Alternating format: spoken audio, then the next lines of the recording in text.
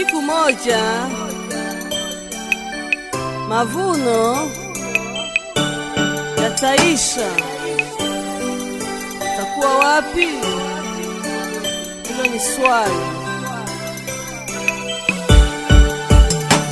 Siku moja mavuno yataisha kabisa. Baada ya yuku jua litazimika, siku hiyo ya mwisho na utazi.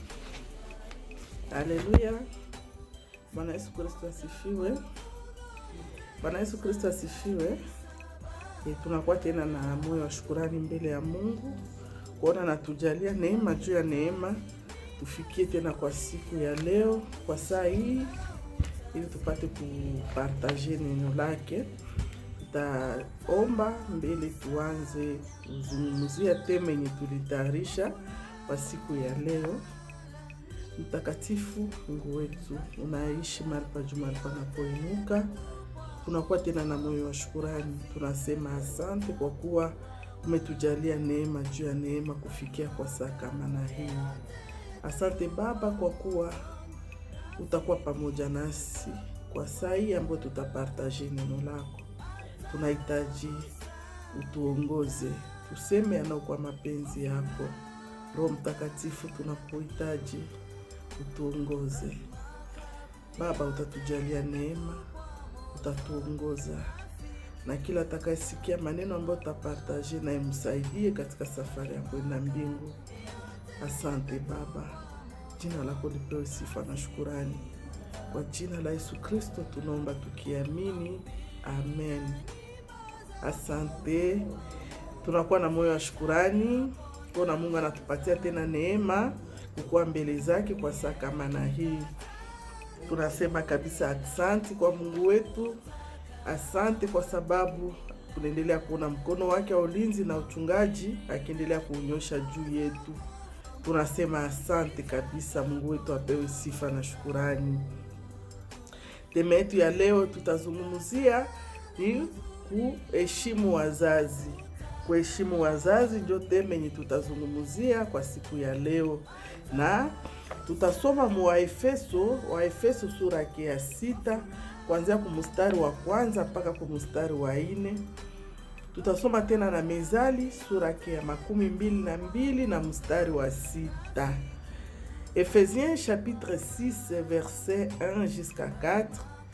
Proverbe 22 verset 6. Jo ma référence yenye itatugide mbenye tutasoma ube tutapartager.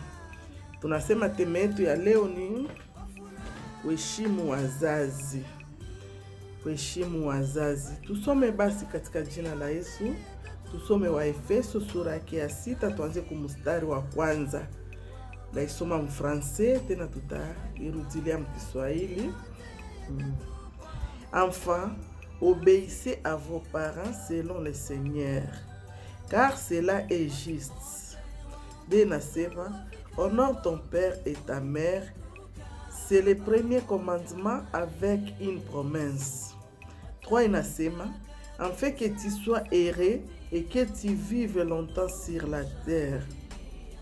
4 inasema, et vous pères, n'irritez pas vos enfants, mais élevez-les en les corrigeant et en les instruisant selon le Seigneur. Amen. Jo neno la Mungu inatuonesha hapa Waefeso sura ya 6 kuanzia kumstari wa 1 mpaka kumstari wa 4. Neno la Mungu inasema kumstari wa 1 inatuambia kama watoto waheshimu wazazi wenu katika Bwana, kwa sababu hiyo ni haki. Watoto waheshimu wazazi wenu katika Bwana, kwa sababu hiyo ni haki. Hapa inatuonesha kama kutii wazazi katika Bwana ndio mapenzi ya Mungu. We mtoto unapaswa tii wazazi wako katika Bwana. Ile njoo mapenzi ya Mungu. Tunakiaona unapasha tii wazazi yako mkila kitu yenye iko mapenzi ya Mungu. Lakini kama mzazi anakutuma munjia zenye ziko kinyume ya sheria za Mungu, pale unaweza katala, pale ndio teza katala, pale hawezi tii. Pale kama mzazi anakutuma munjia zenye ziko kinyume ya sheria za Mungu, pale uko na haki ya kukatala. Lakini ile haki ya kupinga ya vile yanakwambia, abakwambie kama utamupinga na kumkosea adabu. Kama utakatala, unakatala na adabu. Kwa mfano mzazi ataweza kutuma mwii njia, unakatala. Tutaangalia kwa mfano mzazi anakutuma wende iba. Huko wale wazazi wenye ataweza tuma mtoto wake aende aibe, pale wewe mtoto akikutuma wende uibe unakatala, pale hawayafanya makosa. Juu neno la Mungu natuonyesha kama tutii wazazi katika Bwana. Akisha kutuma wende uibe, pale inakuwa sasa na kutuma munjia za mubaya, pale hautamutii. Pale hata kama unakatala kumutii, hawayafanya makosa. Ingine mfano ya pili, mzazi anakutuma wende uwe. Kwa mfano anakwambia, wewe mwenye unazoeanaka na bafulani, wewe unafika kama fulani sana, kamata ipo azo, ukienda tu jibakilisha mafigabo wewe na badadabo, so tona biko distress, unakamata unabatilia ipo azo mchungu. Kwa mfano wewe mtoto ukikatala kufanya vile, hawayafanya makosa. Juu ile kuambia wende uwe bengine, ile inakuwa kinyume ya sheria ya Mungu. Pale ukikatala, hawayafanya makosa.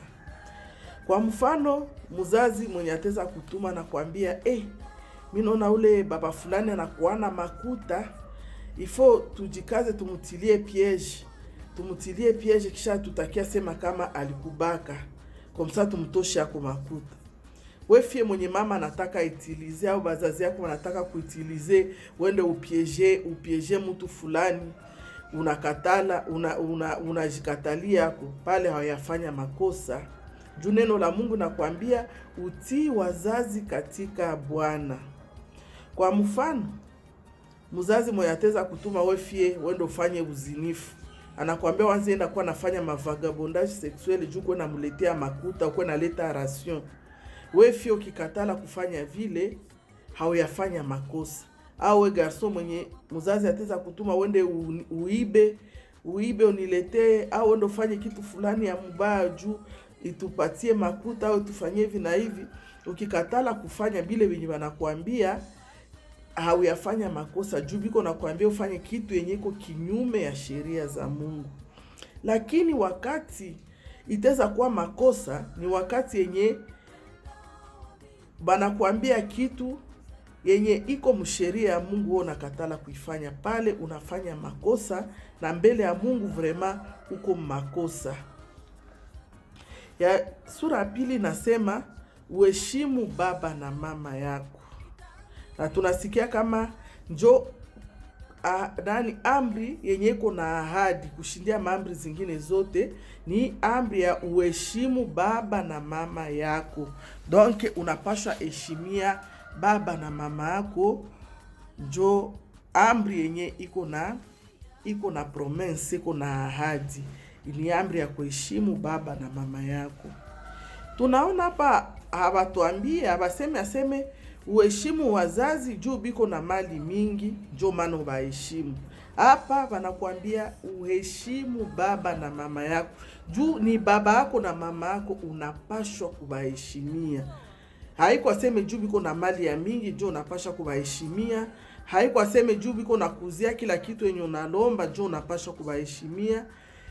Banakwambia ubaheshimie juu ni baba na mama yako. Donc unapashwa kubaheshimu, ni ordre yenye Mungu anakupatia, unapashwa kubaheshimu juu ni bazazi yako.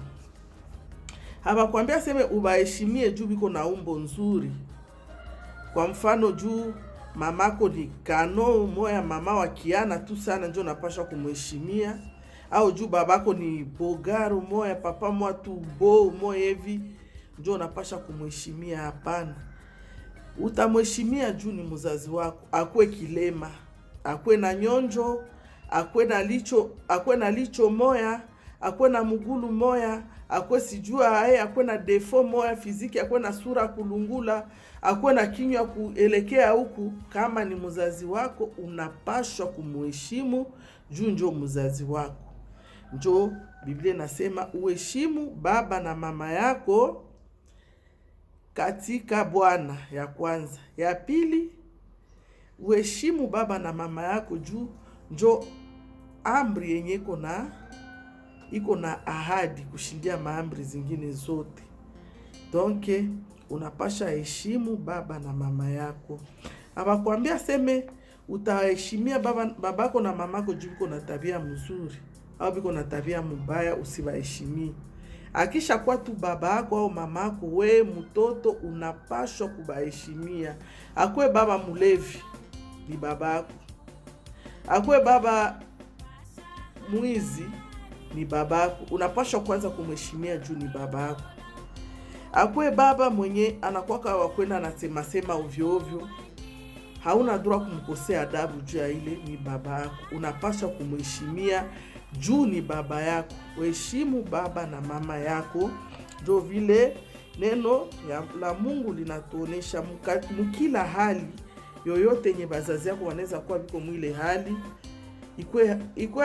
ikwe tabia yenye haupendaki, ikwe wanafanyaka vitu vyenye haupendaki, me ile le fait ke ni bazazi yako, unapashwa kubaheshimia. Maanake ni ordre yenye Mungu anakupatia. Heshimu bazazi yako juu siku zako zipate kuongezeka. Tunakia kutana hapa, kama hauheshimu bazazi yako, huko konsekansi za mingi zitaweza kupata maisha. Mtoto mwenye heshima yake bazazi yake, vitu ya mingi sana inaweza mfikia maisha. Juu ya nini? Juu ya kuona hakuheshimia bazazi yake. Mtoto mwenye hakuheshimia bazazi yake, hapa tunaona konsekansi za mingi zinaweza mfikia, haizi kuwa na maisha marefu. Wakati hauheshimia bazazi yako, ujue kama wewe peke yako unapunguza kwa siku yenye ulipaswa kaishi hapa kudunia. Juu ya nini? Ni juu unakosa kuheshimia bazazi yako. Utajiuliza juu ya nini? Wakati mzazi uko nakwambia usiibe, wewe uko nenda iba, kule wakikukamata wanakuua, itakuwa kosa ya nani? Si ni kosa yako juu ya kupenda kutii wenye wazazi walikuwa kanakwambia. Wakati mzazi uko nakwambia uende ku masomo, ujikosantre ku masomo juu kesho na ukie kwa mtu msosiete, wewe haupendi kutii wazazi wanakwambia uende ku masomo, uko nenda kushinda kama sio wapi, uko nenda nafanya ma école missionnaire, benzako biko nenda ku masomo, kesho nakuta bale mlikuwa nenda nao ku masomo basha kwa watu wazima, banakuwa watu wa maana msosiete. We hauko kitu. Juu ya nini? Ulikata au ukosaka kutii maneno yenye bazazi yako walikuwa kanakuambia.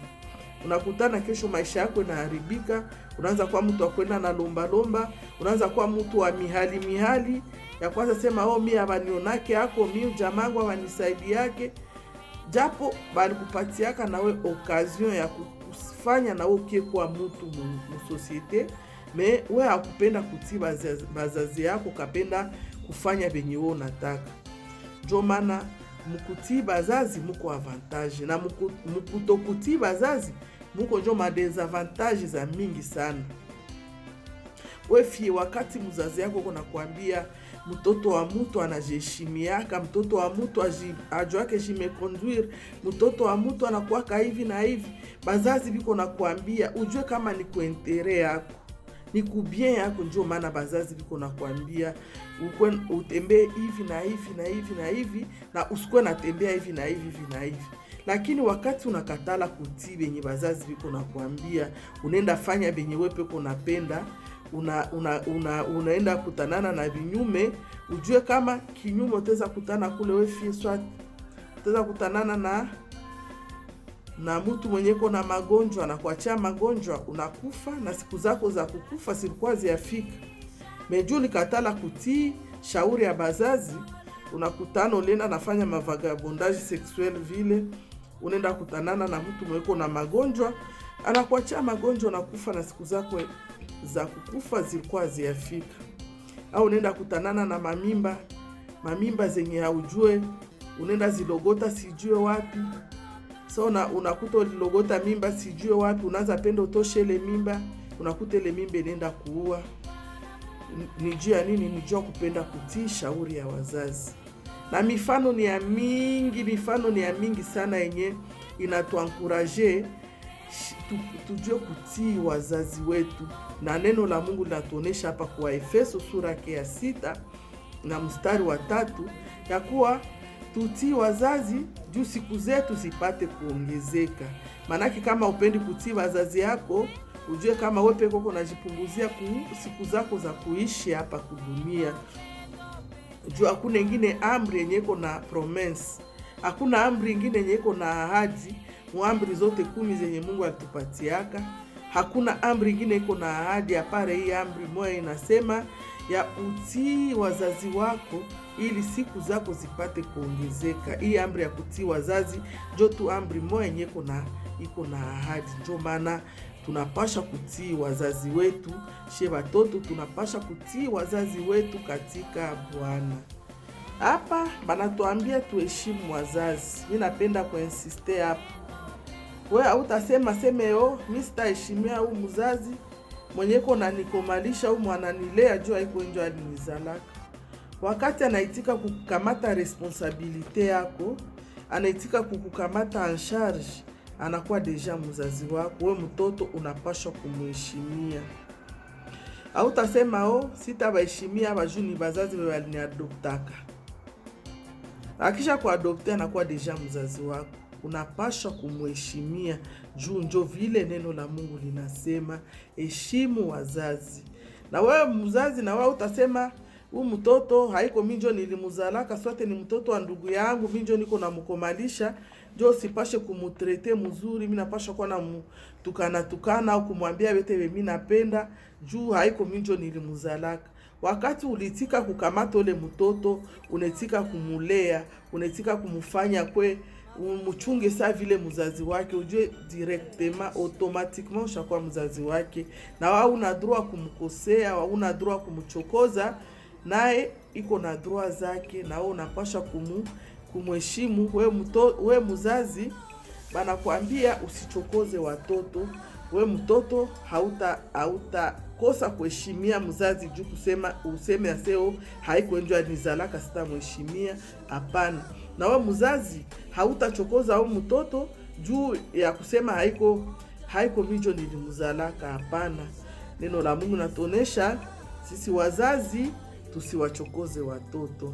Tusiwachokoze watoto, ile njoo mapenzi ya Mungu. Mungu anapenda tuishi kwa harmoni entre wazazi na watoto.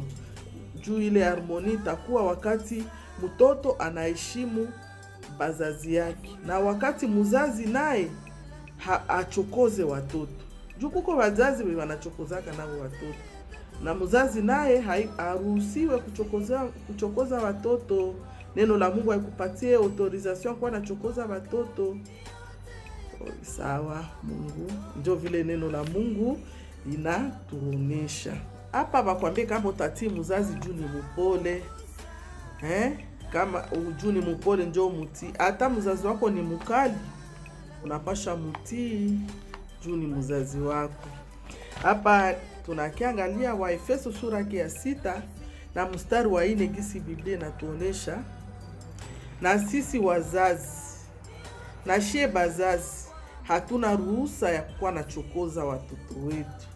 Wazazi hatuna ile ruhusa ya kuchokoza watoto wetu. Juu tuko wazazi tunawaza tuko autorize. Kwa mfano utakuta mtoto wako ashakuwa naye mtu mzima, unakuwa na mtukana mbele ya watu. Unakuwa na kwa mzazi wa kupenda kupatisha mtoto wako haya mbele ya wenzake.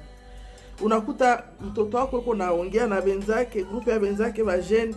Unawaza juu uko mzazi wake ndio utakuya tu anze mwambia we kifulani na leo lukichwa kama hivi na hivi. We kifulani kimwizi hivi na hivi. Unakuta kuko bale wengine bazazi wenye banakuwa na tabia mbaya kupenda kuchokoza watoto. Unakuta mzazi anapendaka kupatisha watoto haya. Unakuta mzazi ajuake kukonsidere mtoto wake kama unaye anastahili kuheshimiwa. Ndiyo ataweza kuwa mtoto wako mwenye ulizala, lakini neno la Mungu haikupatie na wewe permission ya kusema jue njo ulizalaka huu mtoto njo unapaswa kuwa na mchokozo, unapaswa kuwa na mfanyia vitu ya kumchukiza. Hapana. We mzazi haupashe kuchukiza watoto, haupashe kuwa na chokoza mtoto. Unapasha na we kuwa najua gisi unapasha ongea na watoto yako. Mtoto wa kila age kuna gisi ya kumuongelesha. Mtoto wa kila age kuna gisi yenye unapasha kumureproche. Haiko gisi unareprocha kama mtoto wako wa 2 ans, yo gisi utapenda uende ureproche mtoto wako mweko na 16 ans. Haiko gisi unareprocha kama mtoto wako mweko na 2 ans, yo utapenda uende ureproche mtoto wako mwasha kuwa na 20 ans. Hapana. Unapasha jua kama ule ni mtoto wako ndio, lakini na we uko na gisi yenye unapasha kuwa na maniere yenye unapasha kuwa naongea na watoto yako.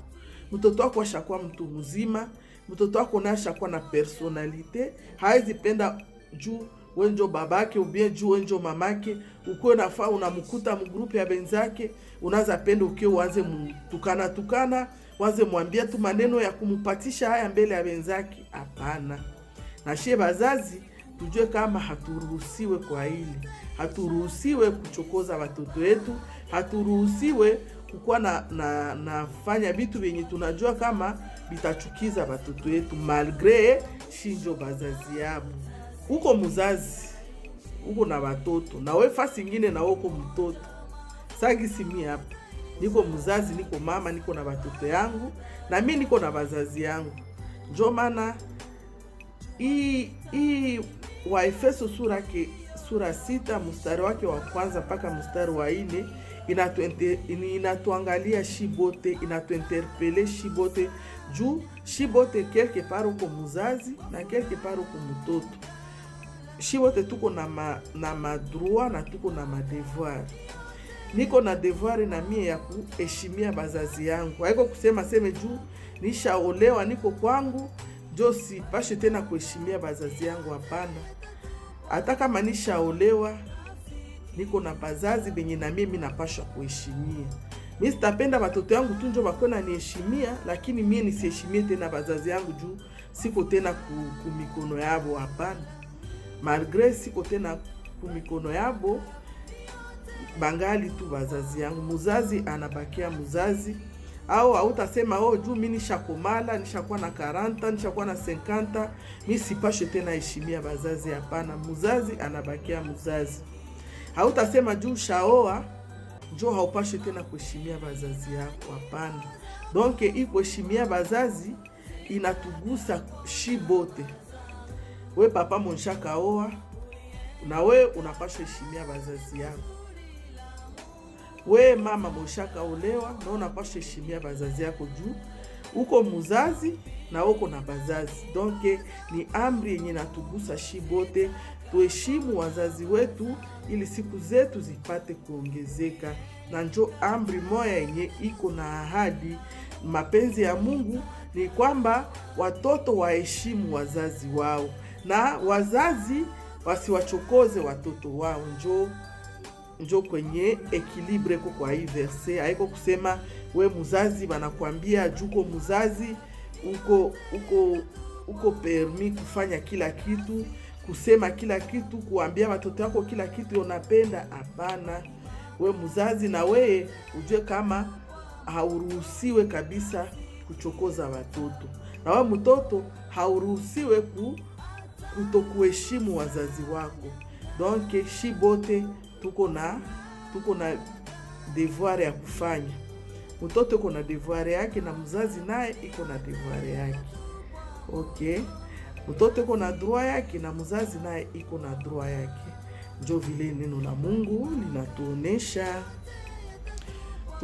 Tunataka fika mwisho, lakini tutamalizia hapa ku Proverbe chapitre 22 verset 6. Mezali sura ya 22 na mstari wa 6. Biblia nasema hivi: et instruis l'enfant selon la voie qu'il doit suivre, et quand il sera vieux, il ne s'en détournera pas. Amen. Hapa neno la Mungu nataka tuonesha, umufunze mtoto, umuoneshe njia yenye anapaswa fata. Manake tangia utoto yake unapaswa kumuonesha hivi na hivi ndio unapaswa tembea maisha, hivi na hivi ndio unapaswa jikomporte. Manake ni kazi yenye tunapaswa anza wakati mtoto angali mdogo. Hautangua seme wakati mtoto ashakuwa mkubwa ndio uanze muonesha hivi na hivi ndio unapaswa kuwa na jikomporte. Hapana. Unapaswa yanze ile kazi depuis le mtoto angali mdogo, depuis bas âge. Ndio unapaswa anze ile kazi ya kuedike mtoto. Hapa banakuonesha na hata wakati anakuwa mtu mzima, hata sabaka ile njia mzuri ulimuoneshaka. Na kuna kwa kingine adaje nasemaka muti inanyoroshewaka se ingali ya kidogo. Hautangoa ile muti shakomala ukipenda wanze inyorosha se shakomala itavunjika. Lakini wakati ingali ya kidogo so none inaanza kamata forme yenye ya upendi, we mwenye ile muti wenjo wakati ya kwanza ipatia forme yenye unapenda. Na njo sawa na shiba zazi. Unapashwa fundisha mtoto njia ya Mungu. Unapasha fundisha mtoto gisi maisha na kuwaka hivi na hivi, maisha ifo kutembea hivi na hivi, dunia na kuwaka hivi na hivi. Mtoto wangu usikuwe nafanya hivi na hivi. Mtoto wa mtoto wa Mkristu, mtoto mwenye anashauriwa na bazazi yake akwake hivi na hivi. Na kila kwenye ule mtoto atakuwa nafika, hata anangua na kuwa mzee sagisi neno la Mungu natuonesha hapa, hata anakuwa mtu mzima, hata sabaka ile education ulimupatiaka juu ulianzaka tangia ngali mtoto mdogo.